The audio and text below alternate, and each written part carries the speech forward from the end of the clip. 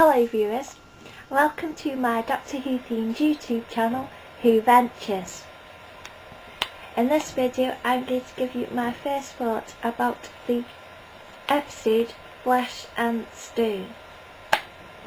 And I'm helped this week by Megan Teddy. Look, it's Megan Teddy. Yay! And hello, I'm Matt Smith. Do you know what my tweet jacket? Right. But it's about me this week. It's all about me. What's that? I really want a Lucy Miller teddy. That'd be cute, but I've got to figure out what Lucy Miller usually wears. Anyway, I've made a stack load of notes for this episode, so this might be more than one part. Yeah, I'm probably going to take all these off as I go along. But my overview for the episode this week, because I didn't particularly like the previous weeks because it was more of a, what do they call it, more of a setting the tone and setting the scene last week. But this week it totally picked up completely, gone from it like a sort of 2 rating for last week up to about an 8.5 to a 9 rating. Because yeah, I still don't like River Song. I still think she's just far too smug, like we'll need to Pandora. It's just, I don't know if it's the wood bit. That's the character, or she's just overplayed as just smug. It just doesn't come across particularly that. I just don't like the character at all. But I did love the episode. But I'm not really bothered about what her story is, to be honest, because I don't even like the character. I just can get her story wrapped up as quick as possible so we can get to some other stuff. But I personally don't like her character. Fair enough, other people do, but I'm just not keen on it, to be honest. So yeah, I still carry across the not liking of song from the first part of this two-party. But the rest of the episode I really thought was excellent. So, overview, yeah, I really like this episode, and when I really get into TV shows I feel it in my body, so this week I did feel like tense and sort of, it's like sort of closed in. I felt what Amy, not totally, but I sort of felt what Amy was going through, all tense and stuff. So, I have pretty random notes here, so it's going to be a bit of a jumble.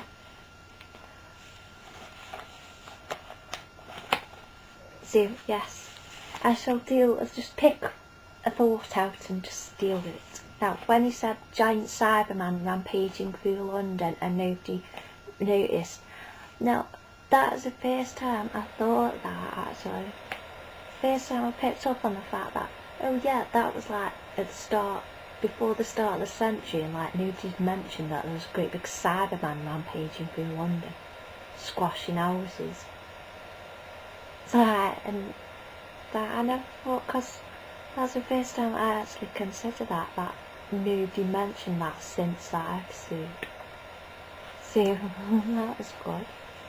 Yeah, that's the first time I've actually noticed myself that it was a bit like Star Wars, because I've read people have talked about the, I think it was the Beast Blue, was it, where it was like the Star Wars side-by thing to change the scene and the Doctor, you're our only hope. But that's the first time that I've actually noticed it was a bit like Star Wars.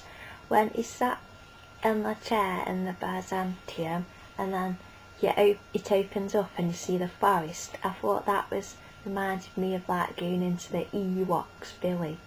Actually reminded me playing Lego Star Wars, because I don't like Star Wars, the films. get bored. But I like playing Lego Star Wars. See, that reminds me of that, and like the Ewoks, and like Chewbacca's sort of where, I don't know where Chewbacca lives, but I imagine it's some green forest thing, because there's like lots of green forest things in Star Wars, so that's why it reminded me of. So, tick. And I liked when he said, "Oh, I got Bob's say comfy chair." Oh, that was just ace. And I thought, like, when he kept messing up, it's like, "Oh, get life," Bob's like, "Oh," like, total get face palm movements and talking to Bob. I thought that was quite amusing in sort of a weird way. So I thought he's totally I thought he was more doctory than Tennant, because while there's so much dialogue, you'd need subtitles on. I'd like them to release a script book for this series, please, because there's so much dialogue and depth, and Matt does it so well that I miss a load, so it would be great to see it all written down so you can follow the story and see all the dialogue and all the thought processes and he goes through to get the answer. So please, can we have a script book? That would be ace. Because they did one for Christopher Eccleston's series, but they didn't really do any for Tennant's. They should do. They should catch up with them, and we definitely need one for this series at least, because there's so much dialogue and it goes through so fast. Yeah, it would be great to look over it. And the bit where he puts that gravity thing on is obviously reminiscent of when Rose and Doctor were getting rid of the Daleks, and Rose was holding on, and they were both holding on to not get sucked into the voidy thing. So that was a reference, I thought, I spotted. Then the trees are going out. That was sort of very similar to when Wilf said the stars are going out. So I thought that's quite similar.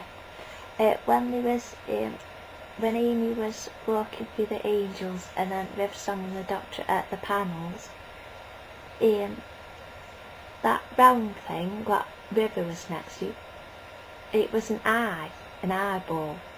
Now I assume that's just how Byzantium works with big eyeballs, but it did look a bit like the Atraxi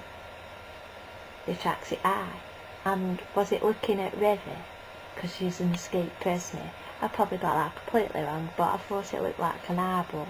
But I wasn't clear on whether they knew whether that eyeball thing was meant to be there or not, or whether it was like she didn't notice, because I spotted it when she turned around. So,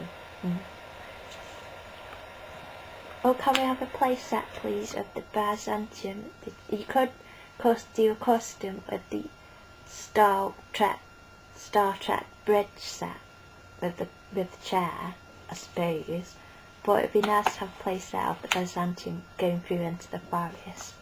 I did think the angels were a bit more scary this time, obviously and then the crack's a lot more scary with what it does. And that made me think, did Amelia's mum and dad get sucked into the crack? I was wondering